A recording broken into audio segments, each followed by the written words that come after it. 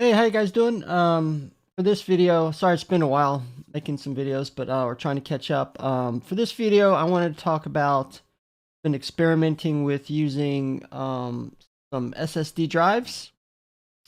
Actually, I got two right here. One that I use for Time Machine right here. It's a little bit slower SSD, and then this one, SanDisk, which is much faster.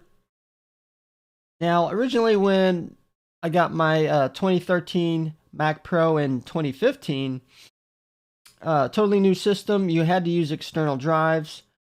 Of course, the fastest way to use it during that time is through Thunderbolt.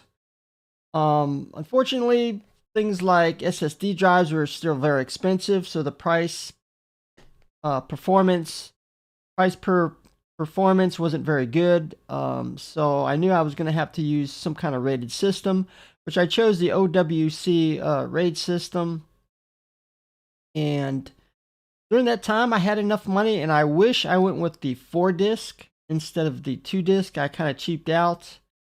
And of course, if you only use a 2-disc rated system, it's going to be much slower than utilizing a 4. The more discs you have, obviously, you're going to have faster speeds. So we're going to be comparing the two now. Of course, this is 2021 now, so SSD drives are getting much faster and also much cheaper. So this is a 1 terabyte model, and I think I paid around $160, $150. So 1 terabyte was the bare minimum, which we're going to be using for testing and maybe even weekly use for YouTube videos. I still have my rated system. Let me talk a little bit about the rated system first, like I said, which is the OWC brand. Of course, there's some negatives with using rated systems like backups, because if for some reason the rated system fails, you can't get it back unless you use something like a RAID 5 system, which you need more than 2 disks. It's not going to work. The OWC, I used a RAID 0 setup where you use both this setup in a 0 RAID. And this was hardware RAID, by the way. It's not software RAID, so which is nice. It was built in. I still use it. I'm actually using it right now to record this video. And now some of the disadvantages with using a RAID system, like I said, is you don't really have a backup redundancy. There's to use at least something like a rated 5 system, which I couldn't use. It was fast enough for my use generally. Not the fastest, and of course over time I've been finding out it's been slow in many ways. I'm sorry, I have allergies, so it's affecting me a lot right now. So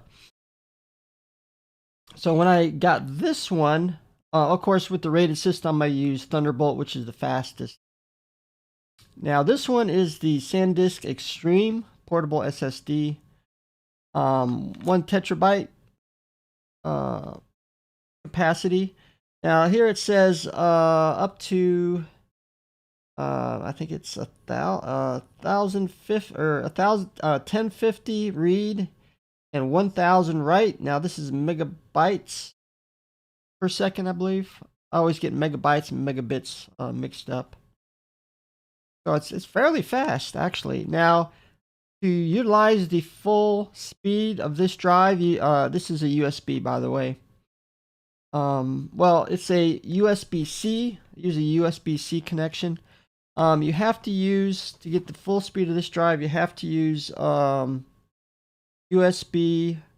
3.2 Generation 2. Yeah, Generation 2. To utilize the fastest speeds, and which is more than enough for external, using this as an external drive for video editing, for instance.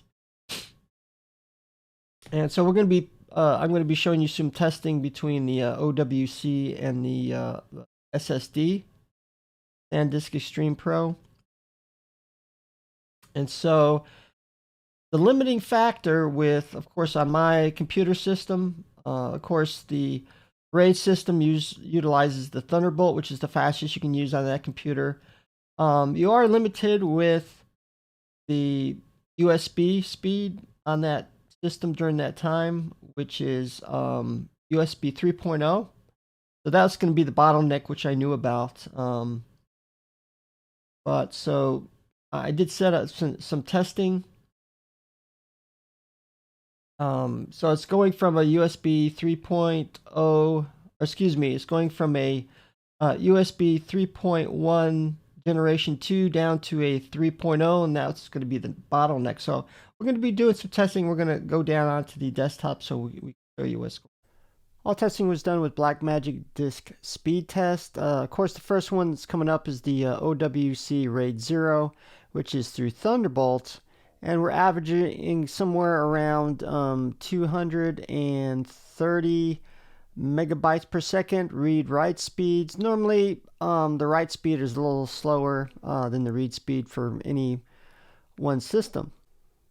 All right, the second test was done utilizing the SanDisk Extreme Pro through USB 3.0, and average read-write speed is somewhere around 350 megabytes per second, both read and write. Of course, the write speed is usually a little slower than the read speed. And we're going to do a side-by-side comparison. All right, this is our side-by-side comparison, so you can kind of see the difference between both. So yes, going from RAID 0 to external SSD drives is doable, and considering SSD drives are much cheaper and faster than RAID system I'm using now, so I'm glad to see that.